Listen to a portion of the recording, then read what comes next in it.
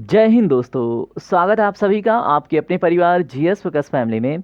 दोस्तों, आज के सेशन में हम बात करेंगे भौतिकी विज्ञान के सभी महत्वपूर्ण तथ्यों के ऊपर। और तथ्यों के ऊपर बात करने के बाद हम टेस्ट लगाते हैं। हमारा यही अप्रोच है कि सारी चीज़ें आपके दिमाग में फिट हो, टेस्ट भी हो जाए और आपको कॉन्फिडेंस हो जाए। ठीक है। और देखिए, ये विशेष सीरीज स्टार्ट की गई है आरआरबी, एनटीपीसी, एसएससी और उसके बाद आरपीएफ जैसे एग्जामों के लिए। लेकिन ये सभी महत्वपूर्ण टॉपिक आपके प्रत्येक एग्जाम में हेल्प करेंगे। हम टॉपिकों को क्रिस्टल क्लियर समझेंगे, व्यवहारिक जीवन से जोड़ के देखेंगे, लास्ट में हम टेस्ट लगाएंगे। ठीक है, तो यही हमारा अप्रोच है। आप जाके प्लेलिस्ट से अन्य सेशन भी अटेंड कर सकते हैं, क्योंकि यहाँ पे कम समय में, देखिए, सेशन मात्र 26 से 27 मिनट, मैक्सिमम 30 मिनट में होता है, जिसमें आपको एक टॉपिक क्रिस्टल क्लियर करा दिया जाता है। ठीक है, तो चलिए स्टार्ट करते हैं।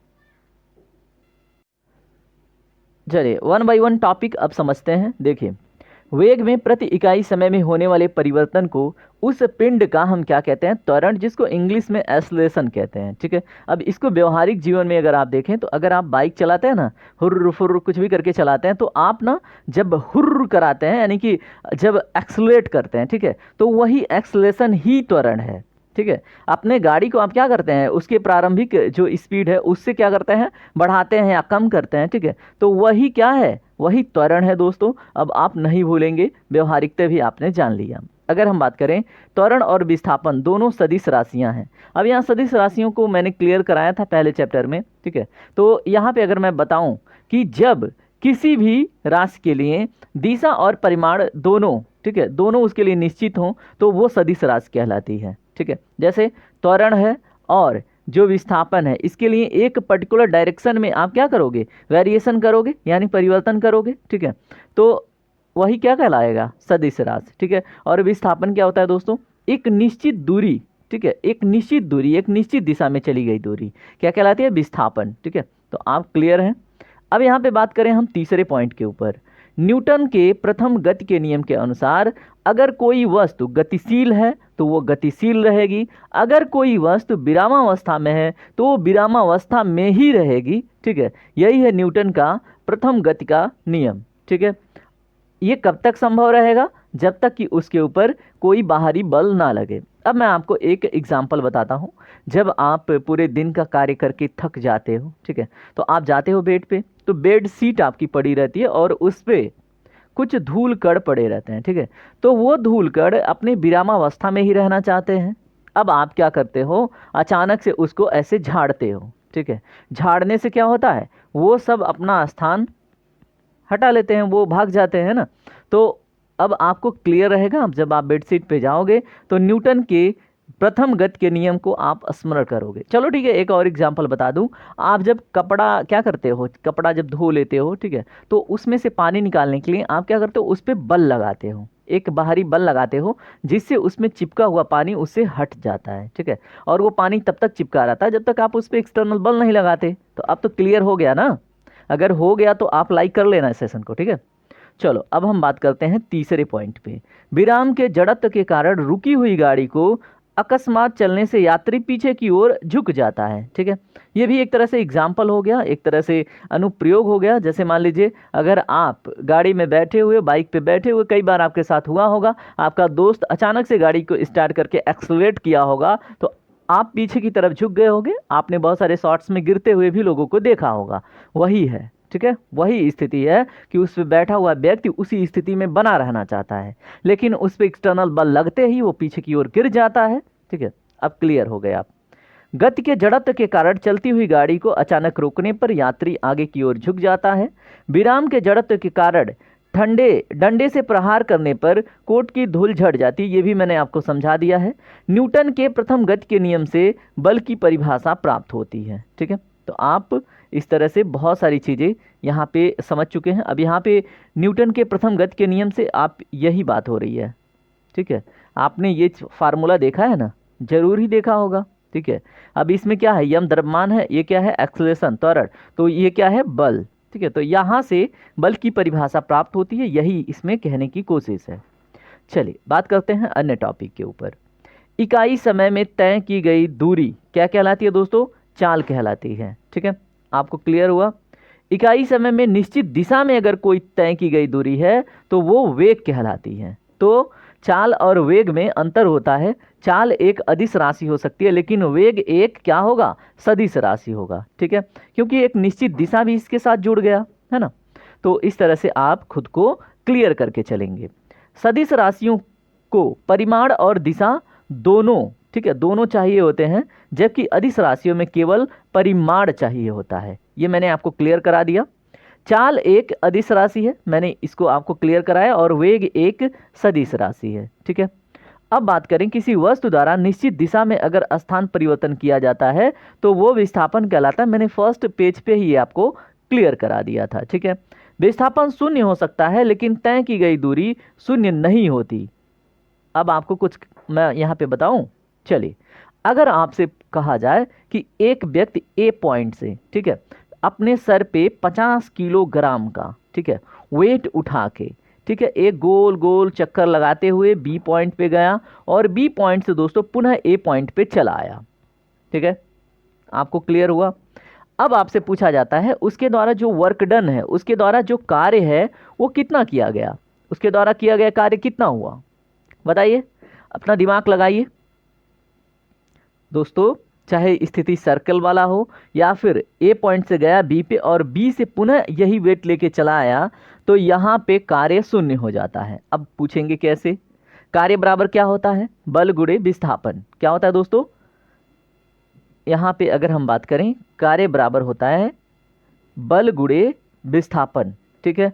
अब बल गुणे विस्थापन, अब बल तो उसने लगाया, लेकिन उसका विस्थापन ए पॉइंट से बी पे गया और बी पे पुनः ए पे आ गया, तो ए, अब यहाँ पे विस्थापन क्या हो गया, शून्य हो गया। अगर ये ए से बी पे जाके रुक जाता तो उसके द्वारा कार्य किया जाता, लेकिन अब उसका विस्थापन अगर पुनः रिटर्न आ गया तो शून्य हो गया, तो किया गया कार्य क्या हो गया, शून्य हो गया। उम्मीद करूंगा कि ये क्वेश्चन आप ना अपने व्यवहारिक जीवन में अप्लाई करके अपने दोस्तों को मूर्ख बनाओगे, ठीक है। चलो बात करते हैं अगले टॉपिक पे। अगर हम बात करें वेग में प्रति इकाई समय में होने वाले परिवर्तन को उस पिंड का हम त्वरण कहते हैं। ये तो मैंने आपको क्लियर करा दिया था। चलिए यहाँ पे देखिए गलती से ये ऐड हुआ है। बात करते हैं अन्य टॉपिक के ऊपर। कार्य की माप लगाए गए बल तथा बल की दिशा में वस्तु के विस्थापन के गुणनफल के बराबर होता है। मैंने यही बताया आपको, क्या बताया, W=F/D, ठीक है, यही तो बताया, कार्य बराबर बल गुणे विस्थापन, ठीक है। तो बात यही हो रही है इस लाइन में। कार्य करने की दर शक्ति कहलाती है, ठीक है, तो ये भी आपको याद रखना है ना।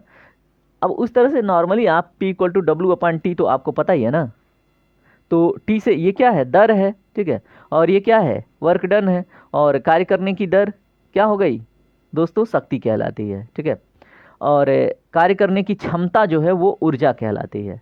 दोनों याद रखेंगे, कार्य करने की जो शक्ति है, ठीक है, दर है, वो शक्ति कहलाती है, और कार्य करने की जो क्षमता है वो ऊर्जा कहलाती है, ठीक है। अब देखिए E=mc² भी आपको याद ही होगा, ऊर्जा का एक फार्मूला है, और भी बहुत सारे फार्मूले आपको याद होंगे ऊर्जा से संबंधित। कार्य और ऊर्जा का मात्रक दोनों का जूल ही होता है, और दोनों का बीमीय सूत्र सेम होता है, मैंने आपको कल क्लियर कराया था, ठीक है। जबकि शक्ति का मात्रक वॉट होता है, ये भी मैंने आपको क्लियर करा रखा है। अगर आप रेगुलर स्टूडेंट हैं तो सारी चीज़ें आपके दिमाग में क्रिस्टल क्लियर होंगी, ठीक है। कार्य और शक्ति का मात्रक जूल है, दोनों के लिए बीमीय सूत्र समान होता है, लेकिन शक्ति का जो मात्रक है वो वॉट है, ये आपको याद रखना है। मैंने कल बल का एक CGS मात्रक बताया था, ठीक है, तो आप बताएंगे क्या वो डाइन है क्या, आप कंफर्म कीजिएगा, ठीक है। अगर हम बात करें ऊंचाई पर स्थित वस्तु स्प्रिंग, ठीक है, ऊंचाई पर स्थित वस्तु स्प्रिंग बांध बनाकर रोके गए जल आदि में कौन सी ऊर्जा होती है दोस्तों, स्थितिज ऊर्जा होती है, ठीक है। अब इसको मैं आपको अगर मैं समझाना चाहूं, यहाँ पे देखिए, ऊंचाई पर स्थित वस्तु स्प्रिंग और बांध बनाकर रोके गए जल में, तीनों अलग अलग बातें हैं, ठीक है, तो उसमें स्थितिज ऊर्जा होती है। तो सबसे पहले हम एक डैम को आपको समझाने की कोशिश करते हैं। चलिए मान लीजिए ये नदी है, ठीक है, और ये इस पे एक डैम बना दिया हमने, ठीक है। अब ये नदी में ये मान लीजिए ये उसका तलछटी है सॉरी, और यहाँ पे ये उसका पानी का लेवल है, ठीक है। तो आपको पता है एक हाइट हो गई, इसका एक डेंसिटी होगा, ठीक है, मान लीजिए डेंसिटी Q है, और इस पे कार्य करने वाला एक ग्रेविटी होगा, ठीक है। अब यहाँ पे आपने स्थितिज ऊर्जा का एक यहाँ पे एक दाब पड़ेगा, ठीक है, वो चीज़ आपने देखा होगा, ठीक है, आपने कैलकुलेट भी किया होगा, तो इन तीनों का मल्टीपल होता है, ठीक है। क्या हो जाएगा दोस्तों, रो, उसके बाद क्या हो जाएगा, रो हो गया डेंसिटी, एच हो गया हाइट और जी हो गया ग्रेविटी, ठीक है। अब यहाँ पे एक चीज़ और भी ऐड होती है कि यहाँ पे जो जल है उसकी क्या चीज़ दोस्तों, कुछ नहीं, गड़बड़ हो गया। यहाँ पे देखिए, ऊंचाई पर स्थित वस्तु, स्प्रिंग और बांध बनाकर रोके गए जल आदि में कौन सी ऊर्जा होती है, स्थितिज ऊर्जा होती है, ठीक है। तो आपको याद रखना है, क्योंकि एग्जाम में आपसे पूछा जाए कि ऊंचाई पर, जैसे मान लीजिए ये माउंटेन है, इस पर कोई वस्तु रखी गई है, या फिर ये नदी है, इस पर कोई डैम बना के इसमें पानी को रोका गया है, ठीक है, और या फिर कोई स्प्रिंग है, ठीक है, तो इसमें जो ऊर्जा है वो किस प्रकार की ऊर्जा होती है, तो दोस्तों उसको हम स्थितिज ऊर्जा कहते हैं, ठीक है। तीनों आपको याद रखना है। घड़ी की चाबी में संचित ऊर्जा भी स्थितिज ऊर्जा होती है। ऊर्जा संरक्षण के नियम के अनुसार ऊर्जा न तो उत्पन्न की जा सकती है और न ही नष्ट की जा सकती है, सिर्फ और सिर्फ उसका रूप परिवर्तित होता है, ठीक है। एक अश्वशक्ति में 746 वाट होता है, ये मैंने आपको कल बताया था क्वेश्चन के माध्यम से भी। वह न्यूनतम वेग जिसमें प्रक्षेपित करने पर कोई पिंड पृथ्वी के गुरुत्वीय क्षेत्र से बाहर निकल जाए, ठीक है, उसे हम पलायन वेग कहते हैं। कितना होता है दोस्तों, 11.2 किलोमीटर पर सेकेंड के स्पीड से अगर कोई वस्तु मूव करती है तो वो क्या कर जाती है, वो हमारे जो गुरुत्वीय क्षेत्र है हमारे पृथ्वी का, उसके बाहर चली जाती है, ठीक है। तो उसी को हम पलायन वेग कहते हैं या फिर स्केल वेलोसिटी कहते हैं, ठीक है। चंद्रमा पर जी का मान पृथ्वी के जी के मान से, ठीक है, 1/6 गुना होता है। मतलब अगर आपका वेट मान लीजिए यहाँ पे 100 किलोग्राम है, ठीक है, 100 किलोग्राम, इसको हम आपको सिंपली समझाने के लिए मान लेते हैं आपका पृथ्वी पे वेट 60 किलोग्राम है, ठीक है। तो अगर आप पृथ्वी पे 60 किलोग्राम का भार महसूस करते हैं, तो अगर आपने चंद्रमा पे जाके पैर रखा तो आप अपना वेट 10 किलोग्राम महसूस करेंगे। क्यों, क्योंकि यहाँ पे जो ये किलो और ग्राम है, तो यहाँ पे जो जी है, ग्रेविटी जो है दोस्तों, वो यहाँ पे 1/6 हो जाती है। तो 60 में अगर 6 से भाग देंगे तो आपको 10 किलोग्राम ही मिलेगा। तो अगर आप 60 किलोग्राम के व्यक्ति हैं, चंद्रमा पे जाते हैं, तो आपका वेट 10 किलोग्राम के आसपास आप महसूस करेंगे, ठीक है। तो आप ये चीज़ क्लियर रखिएगा। चलिए अब हम बात करते हैं अन्य टॉपिक के ऊपर। पृथ्वी का सूर्य के चारों ओर घूमना तथा इलेक्ट्रॉन का नाभिक के चारों ओर घूमना, ये अभिकेंद्रीय बल के द्वारा संभव होता है, ठीक है। तो ये आप याद रखेंगे कि पृथ्वी का सूर्य के चारों ओर घूमना और इलेक्ट्रॉन का नाभिक के चारों ओर घूमना, ये एक तरह से अभिकेंद्रीय बल के प्रभाव में होता है, ठीक है। तो ये दोनों उदाहरण हैं, याद रखेंगे। कपड़ा सुखाने की मशीन तथा दूध से मक्खन निकालने वाली मशीन अपकेंद्रीय बल सिद्धांत पर कार्य करते हैं, ठीक है। आपने देखा होगा दूध से मक्खन निकालते हुए, और कपड़ा सुखाने की जो मशीन ऐसे घुमाती रहती है, ठीक है। तो अब यहाँ पे अगर हम बात करें, मान लीजिए यहाँ पे ये है और ये मथनी है, ठीक है, तो मथा जाता है तो यहाँ से पानी क्या होता है, ऐसे रिफ्लेक्ट होता है, ठीक है। तो ये क्या, किसका उदाहरण है दोस्तों, ये उदाहरण हो जाता है अपकेंद्रीय बल का। एक तरह से आपने जो मिट्टी का बर्तन बनाता है, ठीक है, व्यक्ति, तो यहाँ पे मान लीजिए यहाँ पे रख दिया कोई ये चाक है, ठीक है, तो यहाँ पे आप दिया रख देंगे, तो ये भी एक तरह से अपकेंद्रीय बल का उदाहरण है, ये बाहर की ओर भागते हैं, ठीक है। तो आपको क्लियर रहना चाहिए। अब यहाँ पे अगर हम बात करें, बल द्वारा एक पिंड को एक अक्ष के परितः घुमाने की प्रवृत्ति को बल आघूर्ण कहते हैं, ठीक है। तो ये भी आप क्लियर रखिएगा कि बल द्वारा अगर आपने फोर्स लगाकर एक पिंड को, जैसे मान लीजिए आपने एक डंडा लिया, ठीक है, और इसमें एक रस्सी बांधी और इसमें एक कोई गोला बांध दिया, ठीक है, और आप डंडे को ऐसे स्थिर रख के अब ऐसे कांस्टेंट करके धागे को रोटेट कर रहे हो, तो ऐसे ये रोटेट करेगी, ठीक है। तो यहाँ पे जो क्या लगेगा, बल लगेगा, उसको हम टॉर्क कहते हैं। क्या कहते हैं इंग्लिश में, टॉर्क कहते हैं, और हिंदी में उसी को बल आघूर्ण कह देते हैं, ठीक है। तो ये चीज़ आप क्लियर रखेंगे, ठीक है। बल आघूर्ण एक सदिश राशि है और इसका मात्रक न्यूटन मीटर होता है, आपसे पूछा जा सकता है। किसी पिंड का भार वह बल है जिसमें पृथ्वी अपने केंद्र की ओर खींचती है, ठीक है। तो किसी पिंड का भार एक प्रकार से वह बल है जिससे पृथ्वी क्या करती है, उसे अपने केंद्र की ओर खींचती है, ये क्लियर रखना है, ठीक है। जब बल द्वारा किसी वस्तु में विस्थापन उत्पन्न किया जाता है तो इसे कार्य होना समझा जाता है। ये मैंने आपको क्लियर करा दिया है, W=F/d, ठीक है। अगर आप ये कोई रॉक है, इसको धक्का मार के बल लगाते हैं, ठीक है, और ये मान लीजिए 1 मीटर से ये 2 मीटर चला गया तो आपने कार्य किया, ठीक है। इसके बाद कार्य की माप लगाए गए बल तथा बल की दिशा में वस्तु के विस्थापन के गुणनफल के बराबर होता है, ये मैंने आपको क्लियर करा दिया है। जिस बल का परिणामी शून्य नहीं होता है उसे असंतुलित बल कहा जाता है, ठीक है। और यहाँ पे एक चीज़ समझिएगा, जिस बल का परिणामी शून्य नहीं होता है, ठीक है, उसे असंतुलित बल कहा जाता है। और न्यूटन के अगर तृतीय गति के नियम की बात करें, ठीक है, प्रत्येक क्रिया के बराबर परंतु विपरीत दिशा में प्रतिक्रिया भी होती है। जैसे मान लीजिए एक मैं आपको घटना बता रहा हूँ, ठीक है। जैसे आप क्या करते हैं, आप चलती हुई ट्रेन से, ठीक है, क्योंकि एक डायरेक्शन में आप स्थिर हैं और अगर चलती हुई ट्रेन से आप अचानक से उतरते हैं तो आप गिरने की स्थिति में आ जाते हैं, ठीक है, क्योंकि आप बल लगा के तो विपरीत दिशा में उतरे, लेकिन आपके जो विपरीत बल लगा वो आपको पीछे ढकेलता है। वैसे ही अगर एक क्रिकेटर होता है, ठीक है, अगर वो ऐसे हाथ को खींचे नहीं पीछे की ओर तो बॉल की जो फोर्स होती है ना, जैसे मान लीजिए ये हैंड है और इसके ऊपर जो बॉल अपना फोर्स लगा रहा है, ठीक है, तो इसके विपरीत बल लगेगा और इसकी वजह से आपको पेन महसूस होगा। अगर एक चीज़ और देखें, अगर आप एक बॉल को जंप कराते हो, नीचे की ओर मारते हो, तो ये ऊपर की ओर भी जंप करता है, ठीक है, क्योंकि यहाँ पे आपने एक्शन किया तो इसका रिएक्शन भी होता है, ठीक है। तो यही क्या है दोस्तों, यही है न्यूटन के तृतीय गति के नियम के अनुसार, ठीक है। अगर आप कोई बल लगाते हो तो उसके विपरीत दिशा में एक प्रतिक्रिया होती है, ठीक है। संवेग संरक्षण के सिद्धांत के अनुसार यदि कणों के किसी समूह पर कोई बाह्य बल नहीं लग रहा है तो उसका निकाय कुल संवेग अपरिवर्तित रहेगा। अब इसमें क्या कह रहा है, संवेग संरक्षण के सिद्धांत के अनुसार यदि कणों के किसी समूह पर, मान लीजिए ये कणों का कोई समूह है, इस पर कोई बाह्य बल नहीं कार्य कर रहा है, ठीक है, तो अगर नहीं लग रहा है तो उस निकाय का, ये पूरे सिस्टम का जो संवेग है वो चेंज नहीं होगा, वो वैसे के वैसे ही रहेगा। संवेग क्या होता है, द्रव्यमान गुणे वेग होता है। अब वेग परिवर्तित ही नहीं होगा तो इसका जो संवेग है वो अपरिवर्तित ही रहेगा, है ना। तो सिंपल सी बात है, क्योंकि मैंने आपको बताया था P=m/v, ठीक है, तो यही होता है संवेग। क्लियर है ना। अगर आप बल लगाएंगे तभी तो इनमें मूवमेंट आएगा, तभी तो ये अपनी वेलोसिटी चेंज करेंगे, तभी तो संवेग नया होगा। अगर नहीं करेंगे तो ये अपरिवर्तित पहले जैसा ही रहेगा।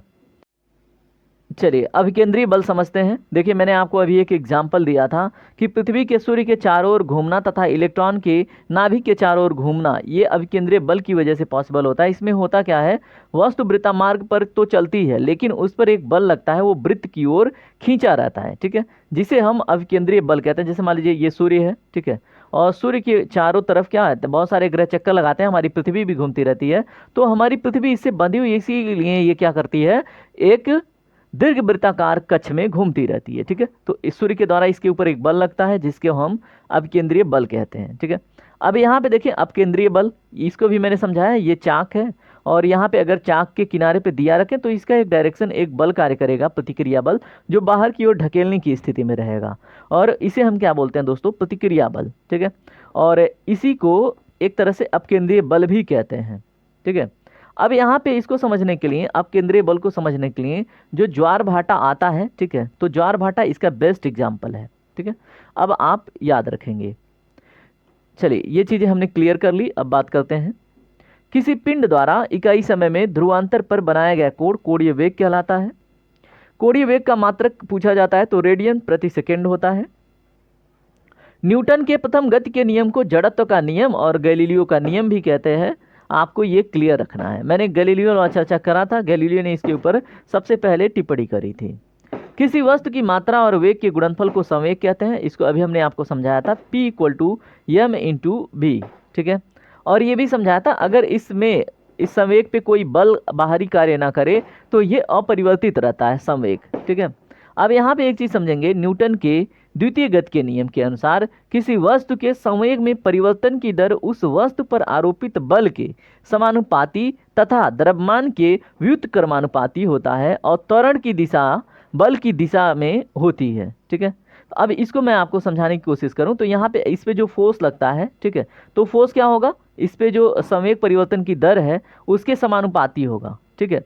तो यहाँ पे यही बात हो रही है, अगर इस पे कोई फोर्स लग रहा है तो वो संवेग परिवर्तन के दर के समानुपाती होगा, लेकिन ये जो बल है, ठीक है, ये द्रव्यमान के व्युत्क्रमानुपाती होगा, ठीक है, इरिवर्सिबल होगा। तो आप याद रखेंगे दोनों चीज़ें। चलिए बात करते हैं अन्य टॉपिक के ऊपर। न्यूटन के द्वितीय गति के नियम से बल का व्यंजक प्राप्त होता है। ठीक है, चलिए यदि कोई बल किसी वस्तु पर बहुत ही कम समय तक कार्यरत रहे तो बल और समय के गुणनफल को उस वस्तु का आवेग कहते हैं। ठीक है, जैसे मैंने आपको कल बताया था I=F×del t होता है। ठीक है, तो यहाँ पे वही बात हो रही है, यदि कोई बल किसी वस्तु पर बहुत कम समय के लिए, del t मतलब बहुत कम समय के लिए, ठीक है, और किसी वस्तु पर लग रही है तो उसे हम उन दोनों के गुणनफल को आवेग कह देते हैं। ये चीज़ें आपको रटनी नहीं है, समझ के रखना है। ठीक है, चलिए देखिए हमारा टॉपिक लगभग कंप्लीट होने वाला है। गति के जड़त्व के कारण चलती हुई गाड़ी अचानक रोकने पर यात्री झुक जाते हैं। विराम के जड़त्व के कारण डंडे से अगर हम प्रहार करें तो धूलकण झड़ जाते हैं बिस्तर से।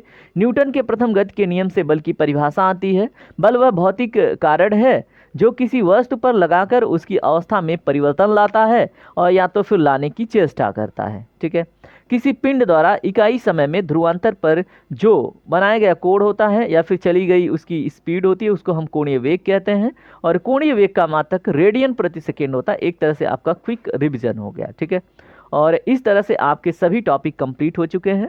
अब हम पोलाइटली और बहुत ही आराम से टेस्ट लगाएंगे। ठीक है, और टेस्ट में आप सभी प्रश्नों का ईमानदारी से जवाब देंगे। जो प्रश्न का जवाब आपको नहीं आता वो मैं आपको क्विकली बताता रहता हूँ। ठीक है, और लास्ट में आप कमेंट जरूर किया कीजिए कि आपने कितना करेक्ट किया है। ठीक है, जिससे आपको भी एक तरह से कॉन्फिडेंस रहेगा कि हाँ मेरा अच्छा जा रहा है और आपने रिपोर्ट करी है। अगर आप नए हैं तो ज़रूर जुड़िए। ठीक है, ये सीरीज और ये कंटेंट आपके एग्जाम में ना डायरेक्टली पूछे जाते हैं। ठीक है, पहला क्वेश्चन इस तरह से आपके सामने है, अवगाद्रो संख्या का मान होता है। आपसे प्रश्न बहुत बार पूछा गया है। ऑप्शन नंबर बी करेक्ट है, 6.023 इंटू 10⁻23 होता है। ठीक है, दूरी मापने की सबसे बड़ी इकाई आपसे एग्जाम में पूछी जाती है तो आपको पता होना चाहिए पारसेक जो है ये दूरी मापने की सबसे बड़ी इकाई है। ठीक है, एक प्रकाश वर्ष कितना होता है बताइए। इसका राइट आंसर है option number B 9.46 into 10⁻15 metre. ठीक है, याद रखेंगे आप, एक प्रकाश वर्ष कितना होता है 9.46 इंटू 10⁻15 मीटर। 1 लीटर कितने गैलन के बराबर होता है बताएं। 1 लीटर कितने गैलन के बराबर होता है, एग्जाम में पूछा हुआ प्रश्न है। ऑप्शन नंबर ए करेक्ट है 0.2642। ठीक है, चलिए बात करते हैं प्रश्न नंबर 5 का। 1 फर्मी में कितना मीटर होता है, तो दोस्तों ऑप्शन नंबर 20 का करेक्ट है 10⁻⁻15 मीटर। अन्य प्रश्नों को देखिए, लॉगरिथम के आविष्कारक कौन है। लॉगरिथम क्या होता है दोस्तों, लॉग होता है एक प्रकार से, आपने मैथ में यूज किया होगा LOG। ठीक है, तो इसके आविष्कारक कौन है, इसका right answer option number C है जॉन नेपियर। क्वांटम सिद्धांत के प्रतिपादक कौन है, ये मैंने पहले भी डिस्कस किया है। ऑप्शन नंबर सी करेक्ट है मैक्स प्लैंक। वायुमंडल की आर्द्रता को मापने वाला यंत्र क्या है, तो दोस्तों इसका राइट आंसर है ऑप्शन नंबर बी हाइग्रोमीटर कहते हैं। 1 एंगस्ट्रॉम मात्रक किसके बराबर होता है। प्रश्न नंबर 9 का राइट आंसर है ऑप्शन नंबर ए 10⁻⁻10 मीटर के। चलिए बात करते हैं प्रश्न नंबर 10 के ऊपर। पृथ्वी के उपग्रह का कक्षीय वेग निर्भर करता है, किसके ऊपर निर्भर करता है। प्रश्न नंबर 10 का right answer option number A है कक्षा की त्रिज्या पर। ठीक है, तो ये सारी चीज़ें आपको क्लियर करनी है। प्रश्न नंबर 10 देखें, ये तो हमने बात कर लिया। घड़ी की चाबी में संचित ऊर्जा किस प्रकार की ऊर्जा है, मैंने आपको डिस्कस किया था, बताएं जल्दी। Right answer option number C है स्थितिज ऊर्जा। मैंने आपको बताया था, पर अगर किसी ऊंचाई पर कोई वस्तु रखी हुई है या डैम बनाकर पानी रोका गया है, ठीक है, तो इन सब में स्थितिज ऊर्जा होती है। यदि किसी पिंड के संवेग 50% बढ़ा दिए जाए तो गतिज ऊर्जा का मात्रा क्या होगा, बताएं जल्दी। इसका राइट आंसर क्या होगा दोस्तों, 125% बढ़ जाएगा। ठीक है, अगर किसी पिंड के संवेग में 50% की वृद्धि की जाए तो उसकी जो काइनेटिक एनर्जी है वो 125% बढ़ जाएगी। क्वेश्चन नंबर 13 देखिए, अनुदैर्ध्य तरंग उत्पन्न हो सकती है, तो दोस्तों अनुदैर्ध्य तरंगे ठोस में भी, गैस में भी, द्रव में भी, सभी माध्यम में उत्पन्न हो सकती हैं। किस माध्यम में अनुप्रस्थ तरंग उत्पन्न नहीं हो सकती है, तो दोस्तों हवा में अनुप्रस्थ तरंग उत्पन्न नहीं हो सकती है, आपको याद रखना है। चलिए बात करते हैं प्रश्न नंबर 15 पे। प्रतिबल और विकृत का अनुपात क्या कहलाता है। प्रश्न नंबर 15 का राइट आंसर है ऑप्शन नंबर ए, प्रत्यास्था गुणांक कहलाता है। ठीक है, क्या है, सॉरी, पनडुब्बी आधारित है। तो पनडुब्बी किस सिद्धांत पर आधारित है? तो ये तो सबको पता है, ऐसे पानी में कुछ फेंकते हैं तो वो उछलता है ना। तो बताएं जल्दी, इसका right answer option number B है, आर्किमिडीज के सिद्धांत पर। ठीक है, समुद्र में तैरना नदी की अपेक्षा आसान है क्योंकि, कारण क्या है बताएं, सिंपल सा क्वेश्चन है। ऑप्शन नंबर डी करेक्ट है, समुद्र में पानी का जो घनत्व है वो नदी के पानी से अधिक होता है। ठीक है, इसलिए समुद्र के पानी में तैरना नदी में तैरने से आसान होता है। ठीक है, तरंग अपश्रव्य कही जाती है जबकि उसकी आवृत्ति हो। ठीक है, जब जैसे मान लीजिए कोई तरंग अपश्रव्य कब कहलाएगी, मतलब नहीं सुन सकते, जब उसकी आवृत्ति कितनी हो।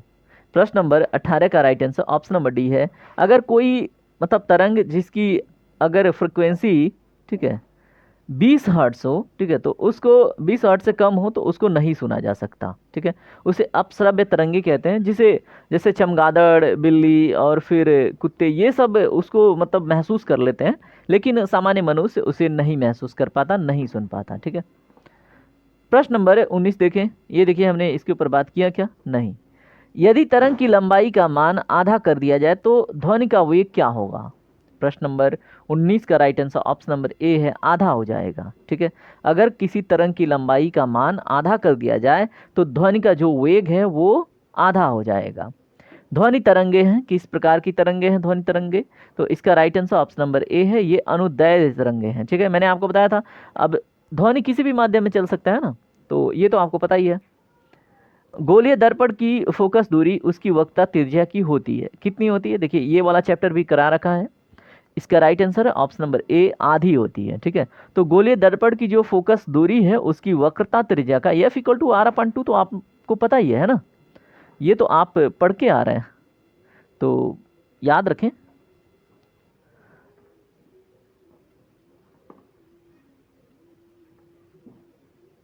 उत्तल दर्पण द्वारा बना प्रतिबिंब होता है, बताएं कितना होता है, कैसा होता है, सॉरी मैं पूछ रहा हूँ कितना होता है। ठीक है, इसका right answer option number C, काल्पनिक और सीधा होता है। देखिए सारे क्वेश्चन मैंने करा रखे हैं अन्य अन्य चैप्टरों में, इसीलिए ये सभी प्रश्न आ रहे हैं। ठीक है, तो ये सभी क्वेश्चन, सभी टॉपिक आपके लगभग कंप्लीट हैं, जो रेगुलर हैं उनके लिए, जो कभी कभी देखते हैं उनके लिए नहीं। प्रकाश तरंग किसका उदाहरण है? प्रश्न नंबर 23 का right answer option number B है, विद्युत चुंबकीय अनुप्रस्थ तरंग का उदाहरण है प्रकाश तरंग। ठीक है, तो याद रखेंगे। प्रश्न नंबर 24 देखिए, फोटोग्राफिक कैमरे का जो अभिदृश्यक लेंस है वो क्या होता है, कैसा होता है? इसका भी मैंने करा रखा है, उत्तल लेंस होता है, ऑप्शन नंबर बी करेक्ट होगा। Equal to M C square को किसने प्रतिपादित किया था? तो दोस्तों आइंस्टीन ने। ठीक है, थियरी ऑफ रिलेटिविटी भी किसने दिया था? आइंस्टीन ने। थोरियम का नाभिक को बदला जा सकता है, कैसे बताएं? प्रश्न नंबर 26 का right answer option number B है, प्लूटोनियम में। ठीक है, तो थोरियम का नाभिक को बदला जा सकता है प्लूटोनियम में। फ्यूज के पदार्थ का होना चाहिए, कैसा होना चाहिए? Right answer option number B है, निम्न गलनांक का। अगर निम्न गलनांक का नहीं होगा तो भाई स्पार्किंग होती रहेगी, बिजली शॉर्टेज होता रहेगा, और कोई किसी ने पकड़ लिया तो उसकी मृत्यु होती रहेगी, और फ्यूज का तार गलेगा ही नहीं। ठीक है, तो इसलिए निम्न गलनांक का होना चाहिए। निम्न विद्युत चुंबकीय तरंगों में किसकी आवृत्ति अधिकतम होती है? प्रश्न नंबर 28 का right answer option number D है, अवरक्त किरणों की। ठीक है, तो विद्युत चुंबकीय तरंगों में किसकी आवृत्ति अधिकतम होती है? तो अवरक्त किरणों की, याद रखेंगे। ऊर्जा का क्षय कम होता है किसमें, बताएं? Right answer option number A है, दिष्ट धारा में। ट्रांसफर किस सिद्धांत पर आधारित है? राइट आंसर है चुंबकीय प्रेरण के सिद्धांत पर। घरेलू प्रकाश के लिए प्रयुक्त लैंप किस क्रम में जोड़े जाते हैं? तो दोस्तों यहाँ पे जो सीरीज आपने पढ़ी होगी, ठीक है, तो बताएं श्रेणी क्रम में होता है या पैरेलल में होता है या मिश्र में होता है, कैसा होता है? राइट आंसर है समांतर क्रम में। ठीक है, तो घरेलू प्रकाश के लिए जो प्रयुक्त लैंप है वो समांतर क्रम में जुड़ा होता है। ऊष्मा किस प्रक्रिया से सर्वाधिक तीव्र गति से स्थानांतरित होती है? राइट आंसर है ऑप्शन नंबर सी, विकिरण से। ठीक है, तो ऊष्मा विकिरण से सर्वाधिक तीव्र गति से स्थानांतरित होती है। न्यूनतम संभवतः ताप है किसका, बताएं कितना, सॉरी प्रश्न नंबर 33 का right answer option number A है -273 डिग्री सेल्सियस। ठीक है, तो न्यूनतम संभावित ताप -273 डिग्री सेल्सियस तक जा सकता है। ठीक है, उसके बाद अगर हम बात करें यदि वायुमंडल नहीं होता तो दिन की अवधि क्या होती। प्रश्न नंबर 34 का right answer option number A है कम होता। ठीक है, सूर्य ग्रहण के समय सूर्य का कौन सा भाग दिखाई देता है। दोस्तों प्रश्न नंबर 35 का right answer option number B है कोरोना वाला पार्ट। क्यों, देखिए अगर पृथ्वी है ये, बीच में चांद आ जाता है और सूर्य हमें इस तरह से, सूर्य का जो ये बाहरी वाला हिस्सा इसको कोरोना कहते हैं, तो हम यहाँ से सिर्फ यही वाला पार्ट देख पाते हैं क्योंकि ये चीज़ें ढक जाती हैं, लाइट यहाँ का दिखाई नहीं देता, तो केवल हम कोरोना वाला पार्ट देख पाते हैं। ठीक है, सूर्य के प्रकाश का आंतरिक परावर्तन हो सकता है यदि प्रकाश, तो दोस्तों प्रश्न नंबर 36 का right answer option number C है अगर कांच से वायु में जाए, ठीक है, तो सूर्य के प्रकाश का आंतरिक परावर्तन इंटरनल रिफ्लेक्शन हो सकता है। तो इस तरह से आज का सेशन कंप्लीट हुआ और उम्मीद करूंगा आपको सेशन इंटरेस्टिंग लगा होगा, जानकारी भरा लगा होगा। अगर आपको ये सारी चीज़ें क्लियर हो गई हैं तो आप सेशन को लाइक कीजिएगा, सब्सक्राइब कीजिएगा। अगर आप नए हैं तो, अगर रेगुलर हैं तो कमेंट करके अपने सारे आंसर कमेंट कीजिएगा। ठीक है, चलिए अब मिलते हैं अगले सेशन में, तब तक के लिए अपना ख्याल रखें। जय हिंद, जय भारत।